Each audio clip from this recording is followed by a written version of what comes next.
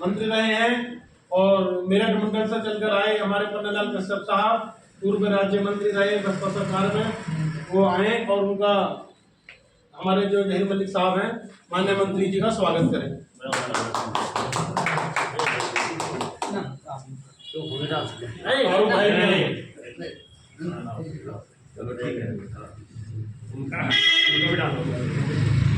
विधानसभा के अध्यक्ष जी आए और माननीय मंत्री जी का स्वागत करें। बुलवा देते हैं क्योंकि समय का आवत है, जो आज का टाइम हो जाएगा। मगर जो बात ही बोलता है ना सब चीजें जोरदार नारा के साथ स्वागत करते हुए बहुजन समाज पार्टी जिंदाबाद, बहुजन समाज पार्टी जिंदाबाद, परम आदरणीय बहन कुमारी मायावती जिंदाबाद, BR अम्बेडकर साहब अमर रहे, अमर रहे, अमर रहे। माननीय मंत्री जी अपनी बात। बहुत धन्यवाद। करुणा के सागर भगवान तथागत गौतम बुद्ध को नमन करते हुए भारत के संविधान के रचयिता परम श्रद्धेय बोधिसत्व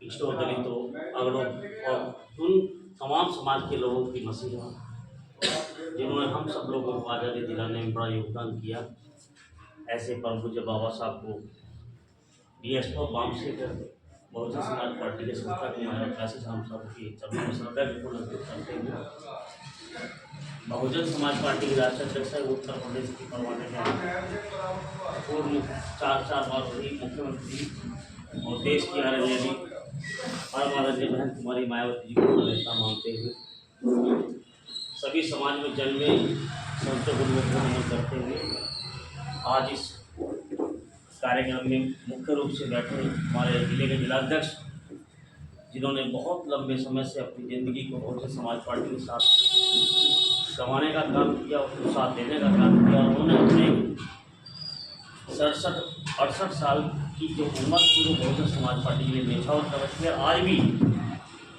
बहुत ही ईमानदारी के साथ इस जिले को चला रहे परम श्रद्धेय बाबू श्री विजय सिंह जी, उनके साथ में जिले के महासचिव और भारतीय स्टेट बैंक से मैनेजर पद से रिटायर श्री ओमवी गौतम जी, इस विधानसभा के महासचिव श्री सुनील सैन जी और इस पूर्व में विधानसभा अध्यक्ष रहे बड़े सम्मानित श्री धर्मपाल जाटव जी, वर्तमान में जिलाध्यक्ष रहे विधानसभा अध्यक्ष रहे श्री धर्मवीर जैन जी और जिले के सदस्य कार्यकारी भारतीय जाटव और श्रीनगर के अध्यक्ष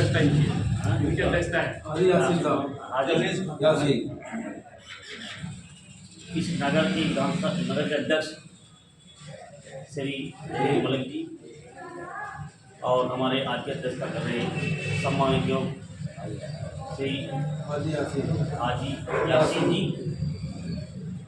और इस विधानसभा में बड़े मजबूत और हिम्मत के साथ अपनी जिंदगी को लगाए बैठे श्री मनी जाटव जी, सानवाज जी और सभी मेरे सम्मानित शहजाद भाई, मेरे सम्मानित साथी बुजुर्ग नौजवान का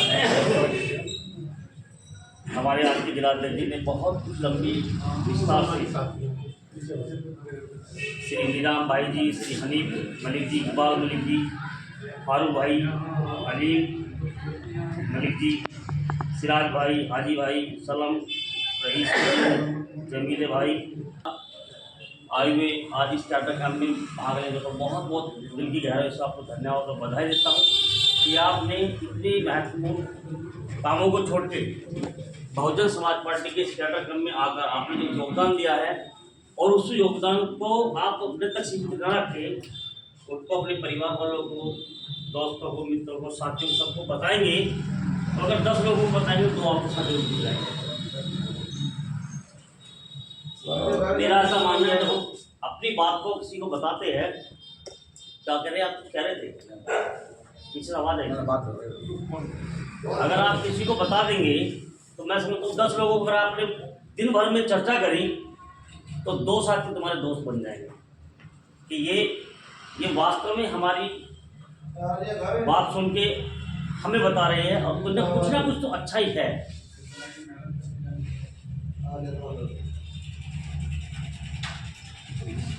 सम्मानित साथियों,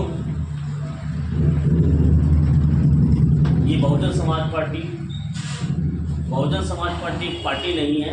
बहुजन समाज पार्टी मिशन है, आंदोलन है और आर्थिक मुक्ति का एक ऐसा केंद्र है जहाँ पर आप लोगों को कुछ न कुछ जरूर मिलेगा।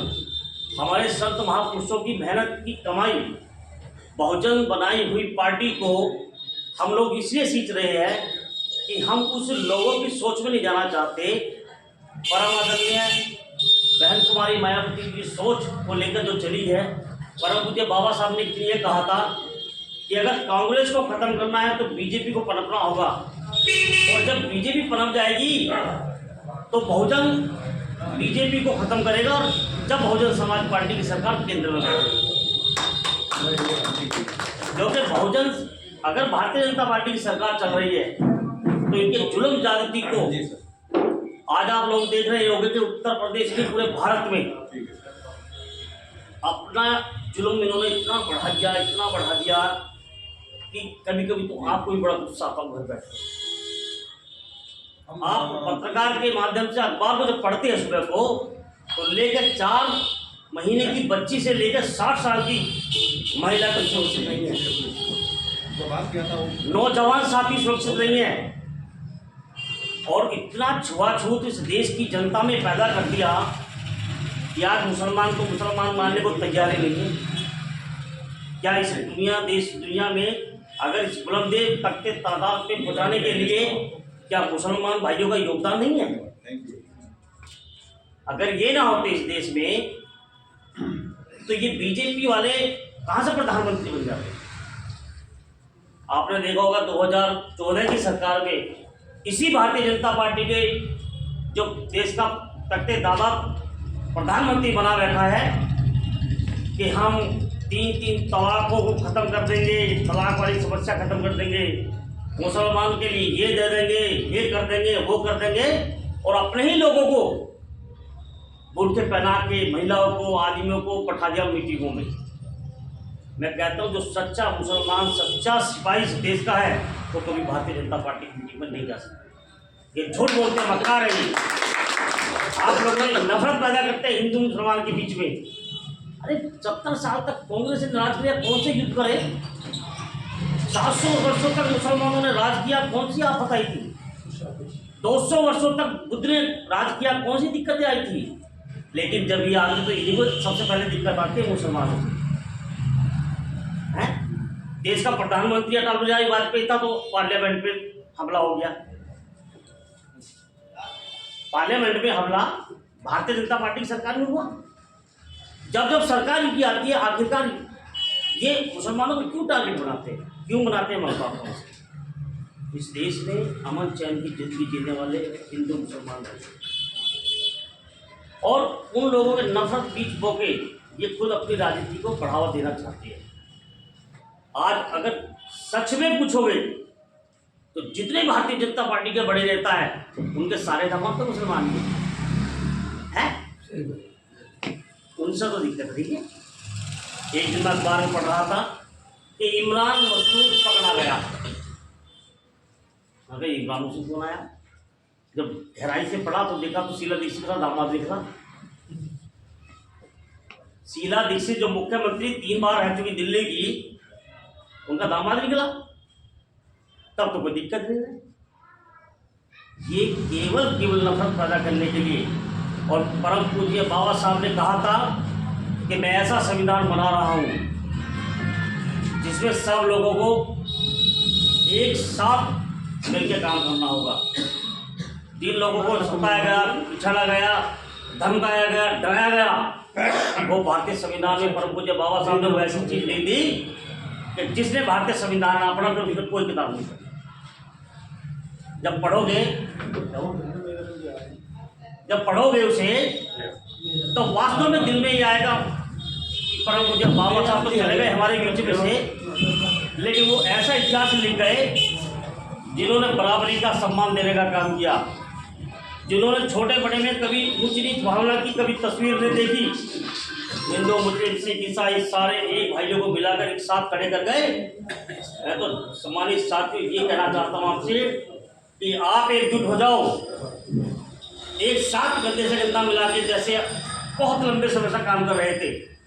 इस उत्तर प्रदेश में जब सरकारें बन रही तो सबसे ज़्यादा मौका आदरणीय बहन कुमारी मायावती मुसलमान भाई को दिया था।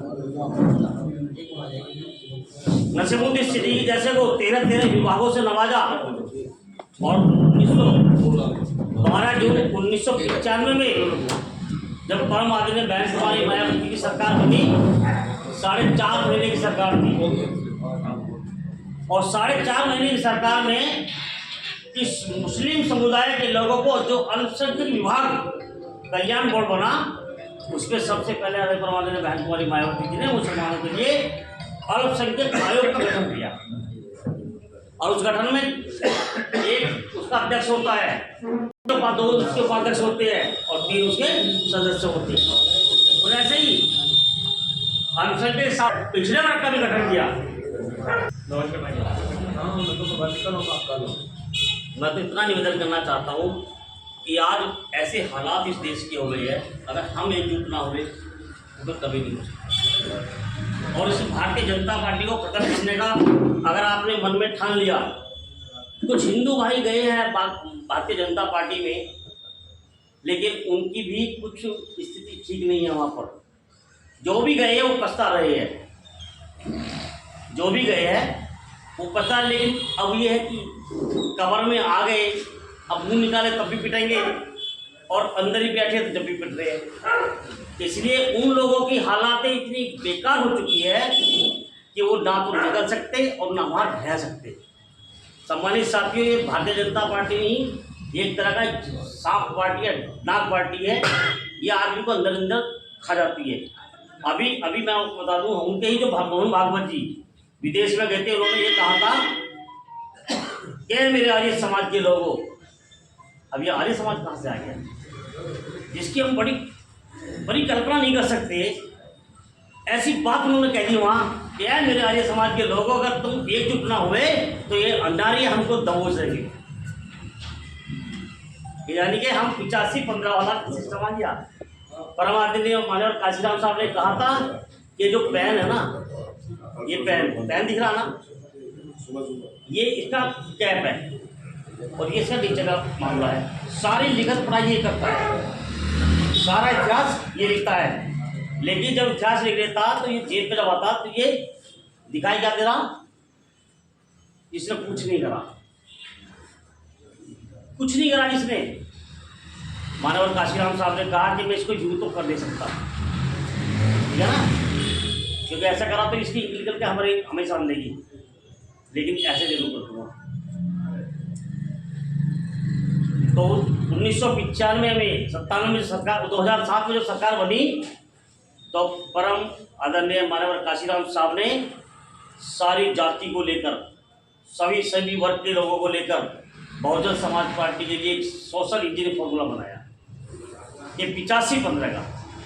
भाई अब हम उल्टा तो कर नहीं सकते, लेकिन इसको हम एक समान कर सकते हैं, क्योंकि अब ठाकुर का बेटा ठाकुर नहीं होगा, अब ठाकुर के साथ कश्यप भी होगा, जाटा भी होगा, नाई भी होगा, तेली भी होगा, तंगोली भी होगा और जाट भी होगा। तो जब 2007 में सरकार बनी, जब सभी जाति के लोगों को मिनिस्टर बनाने का काम हुआ, तो सब बराबर की कुर्सी बैठे हुए। यानी आज भी छुआछूत है। आज पूरे देहात में जाइए, अगर हमारे हाजी जी बैठे, चाहे कितनी उम्र चाहिए भी है, बहुत मजबूत शक्ति है, लेकिन अगर किसी यादव के यहाँ चले जाएंगे या किसी ठाकुर के यहाँ चले जाएंगे तो उनका बेटा भी अगर वो बैठा है ना सिराने की तरफ, तो कहेगा आओ हाजी जी इधर बैठ जाओ। यानी कि अपने पायतों की तरफ इशारा करेगा। उसको ये तमीज थी कि मेरे बहुत बड़े हैं, क्योंकि सोच है उस परिवार में, सोच दे रखी है ऐसी। उन्हें ये नहीं दे रखा कि कोई घर पे आए तो मत तो इज्जत दो उनको, तुम गाड़ी खड़े हो जाओ, उनको बैठाओ, चाय लाओ, पानी लाओ।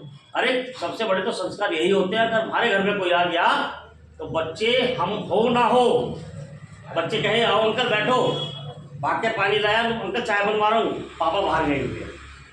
ये सबसे बड़ी सभ्यता है। लेकिन हमने देखा कि जब गांव में 1995-96 में कोई विधायक चुनाव लड़ता था तो वो केवल प्रधान के यहाँ आता था, बस 2 मिनट बंद होता ऐसा। अध्यक्ष जी ने सारा बोल दिया, मैं ज़्यादा नहीं बोलूँ, बस आपको थोड़ा सा दिली मोहब्बत से जब वो विधायक आता था प्रत्याशी तो गांव के प्रधान मौखिक प्रधान के यहाँ आता था और प्रधान के यहाँ आके बोलता था कि भाई हमें वोट चाहिए। तुझे सुनो, कहीं जाने की जरूरत थी गरीब मोहल्लों में, कहीं जाने की जरूरत थी तुम्हें? ये जाट तुम्हारे साथ है, गुज्जर तुम्हारे साथ है, पंडित तुम्हारे साथ है, यादव तुम्हारे साथ है, और बाकी जो रही मुसलमान, फकीर, धीवर, चमार, कंजर, पंडित, ये जितने हैं, ये रया कब की वोट था वो मैं सीधी बात होता था, ऐसा होता था हैं? लेकिन परमानंद बहन कुमारी मायावती जी ने ऐसी राजनीति पूरे देश में फैला दी कि गली गली मोहल्ले मोहल्ले पैर छूने के लिए बाबा, चाचा, ताऊ, नाय सबके पैर छू गया। आज प्रत्याशी कुत्ते की तरह भागता है। कितना अंतर हुआ? तो ये मान्यवर काशी नाम साहब की सोच कि आज अगर ठाकुर का बेटा कुर्सी में बैठा तो वहाँ झूमर का बेटा ही बैठा है, वहाँ नाई का बेटा ही बैठा है, वहाँ चमार का बेटा ही बैठा है, सारी जाति के लोगों को बैठे हैं। और आज जो माला गिर रही है, ऐसे नहीं पड़ती थी कभी। जो आया उसकी डाल दी, छुट्टी, दूसरा तो बैठा नहीं, तो छोगा तो है नहीं उनका, और हम ही रहेंगे। तो इसलिए मेरा निवेदन आपसे ये है कि आप लोग एकजुट हो जाइए, मजबूती से, हिम्मत से, ताकत से। आने वाले लोकसभा में बहुजन समाज पार्टी के चुनाव चिन्ह हाथी के सामने वाला बटन दबाकर बहन कुमारी मायावती जी इस देश का ऐसा मजबूत सशक्त प्रधानमंत्री बनाओ ताकि मोदी जैसे छोटे जमलावादी ये देश छोड़ के भाग जाए। क्योंकि बोलते बच्चे, अरे हमारा क्या, हम तो जैसे आए थे फकीर ऐसे ही झोला मार के चल देंगे, तब देश को हो जाएगा। मनमोहन सिंह ने इस देश की आंकड़े को 3 में तीसरे नंबर पर लाके खड़ा कर दिया था, लेकिन आज 107 में चला गया।